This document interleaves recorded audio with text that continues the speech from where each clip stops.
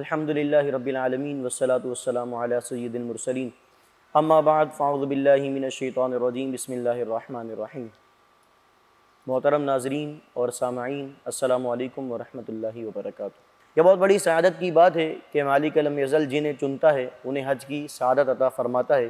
یہ ایک عاشقانہ سفر ہے جو حج کی صورت میں عاشق ادا کرتے ہیں۔ دیکھیے نا، آپ غور کیجئے کہ کس قدر عاشق پروردگار، عاشق رسول صلی اللہ تعالی علیہ وسلم اپنی تمام تر مصروفیات کو چھوڑ کر، اپنے اہل و عیال کو چھوڑ کر، اپنے گھر والوں کو چھوڑ کر، اپنے مال کی محبت دل سے نکال کر وہ حج کی طرف عازم ہو جاتا ہے، حج کی طرف روانہ ہونے کا قصد کر لیتا ہے۔ تو یقیناً یہ بہت بڑی سعادت کی بات ہے، اور اس سفر کو ایک عاشق ہی سمجھ سکتا ہے، اور اسی سفر کو عاشقانہ سفر کے نام سے بزرگان دین نے یاد کیا ہے۔ اب بلا آپ کا وقت ضائع کیے میں آگے بڑھتا ہوں اپنے موضوع کی طرف۔ حج کے بارے میں قرآنی آیت کی روشنی میں ہم نے آپ کے سامنے گزشتہ لیکچر میں بیان کیا ہے، جو کہ آپ یہاں پر سماعت کر سکتے ہیں۔ اس کے بعد دیکھتے ہیں کہ کس قدر اللہ والوں کو حج کا شوق ہوا کرتا تھا، بالخصوص کعبۃ اللہ شرف اللہ تعظیمہ کی زیارات کا اور اس کے ارد گرد طواف کرنے کا نہایت شوق ہوا کرتا تھا۔ اسی سلسلے میں حضرت شفیق بلخی فرماتے ہیں کہ مجھے مکہ المکرمہ کے راستے میں ایک اپاہج شخص ملا جو گھسٹ کر چل رہا تھا۔ اللہ اکبر! آپ فرماتے ہیں جب یہ میں نے منظر دیکھا کہ مکہ کے طرف وہ سفر پر گامزن ہے اور وہ گھسٹ کر چل رہا ہے، اپاہج ہے، تو آپ فرماتے ہیں میں نے اس سے سوال کیا کہ تم کہاں سے آ رہے ہو؟ تو اس نے کہا میں سمرقند سے آ رہا ہوں۔ تو آپ نے پوچھا کتنے عرصے سے تم اس طرح سفر کر رہے ہو؟ اس اپاہج شخص نے کہا کہ مجھے 10 سال ہو گئے، میں گھسٹ کر سفر کر رہا ہوں اسی امید پر کہ کسی دن اللہ تبارک و تعالیٰ کے گھر کی زیارت کروں گا، کسی دن مالک لم یزل کی گھر کی زیارت کروں گا، اور اس زیارت کو، اس خیرہ کرنے والے نظارے کو میں اپنی آنکھوں سے دیکھوں گا۔ تو دیکھیے، یہ وہ عاشقان ہوا کرتے تھے، عاشقان مکہ المکرمہ زادہ اللہ شرفا و تعظیمہ ہوا کرتے تھے۔ کس قدر اللہ تبارک و تعالیٰ نے ان کے دل میں مکہ المکرمہ کی محبت ڈالی تھی۔ آئیے پیارے آقا صلی اللہ تعالی وسلم کے فرامین میں سے ایک فرمان سماعت کرتے ہیں۔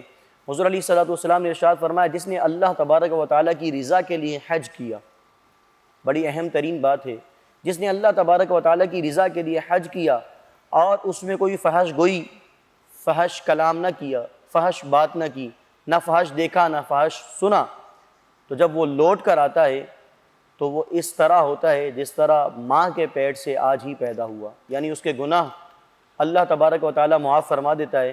گویا کہ وہ ایسا ہو جاتا ہے جس طرح ایک نو مولود بچہ ہوتا ہے کہ جس کے سر پر، جس کے ذمے کوئی گناہ نہیں ہوتا۔ یہ وہ برکات اللہ تبارک و تعالیٰ ایسے حاجی کو عطا فرماتا ہے جو اللہ کی رضا کے لیے حج کرے، فحش گوئی نہ کرے، فحش کلامی نہ کرے۔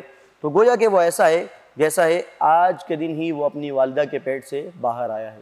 اللہ اکبر! اس سے ہمیں حج کی فضیلت اور حج کی اہمیت کا اندازہ ہوتا ہے کہ کس قدر مالک لم یزل ایک بدنی عبادت اور مالی عبادت کے بدلے میں مالک لم یزل بخشش کا پروانہ جاری فرما دیتا ہے۔ اللہ اکبر! دوسری حدیث مبارکہ حضرت ابو ہریرہ رضی اللہ تعالیٰ عنہ سے روایت ہے، فرماتے ہیں پیارے آقا صلی اللہ تعالی وسلم سے دریافت کیا گیا کہ کون سے اعمال اچھے ہیں؟ تو آپ صلی اللہ تعالی علیہ وسلم نے ارشاد فرمایا، اللہ تعالیٰ اور اس کے رسول پر ایمان لانا۔ پوچھا گیا پھر کون سا عمل زیادہ اچھا عمل ہے؟ آپ نے فرمایا اللہ کے راستے میں جہاد کرنا۔ پھر پوچھا گیا کون سا عمل اچھا ہے؟ پھر ارشاد فرمایا حج مبرور۔ تو حج مبرور کیا ہے؟ اس کو انشاءاللہ اگلی ویڈیو میں بیان کیا جائے گا۔ آئیے حضرت شماسہ فرماتے ہیں کہ ہم حضرت عمر بن عاص رضی اللہ تعالیٰ عنہ کی خدمت میں حاضر ہوئے، اور حضرت عمر بن عاص قریب المرگ تھے، یعنی آپ کے انتقال کا وقت قریب تھا۔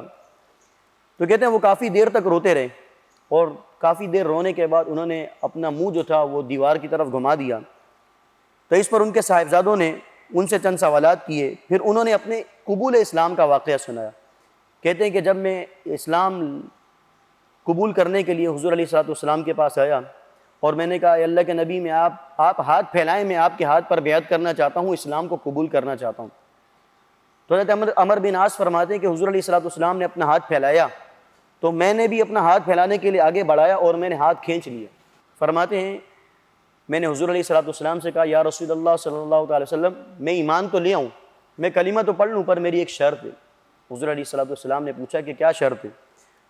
تو آپ نے فرمایا کہ میری مغفرت کر دی جائے، تب میں اسلام لاتا ہوں، تب میں آپ کے ہاتھ پر بیعت کرتا ہوں اور کلمہ پڑھ کر مسلمان ہوتا ہوں۔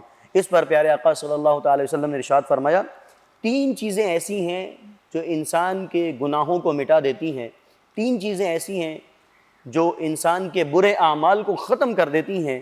حضور علیہ الصلوۃ والسلام نے فرمایا کیا تجھے معلوم نہیں ہے اسلام لانا گزشتہ تمام گناہوں کو مٹا دیتا ہے؟ اے عمر بن عاص تجھے مبارک ہو کہ تو اسلام لانے کے لیے میرے پاس آیا ہے، اور تو جو ہی اسلام قبول کرے گا اللہ تبارک و تعالیٰ تیرے سابقہ گناہوں کو مٹا دے گا۔ پھر فرماتے ہیں حضور علیہ الصلوۃ والسلام نے دوسری چیز ارشاد فرمائی جو برے اعمال کو ختم کر دیتی ہے، یعنی پچھلے تمام گناہوں کو مٹا دیتی ہے۔ حضور علیہ الصلوۃ والسلام نے فرمایا کہ ہجرت، اللہ کی راہ میں ہجرت کرنا، یہ بھی گزشتہ تمام گناہوں کو مٹا دیتا ہے۔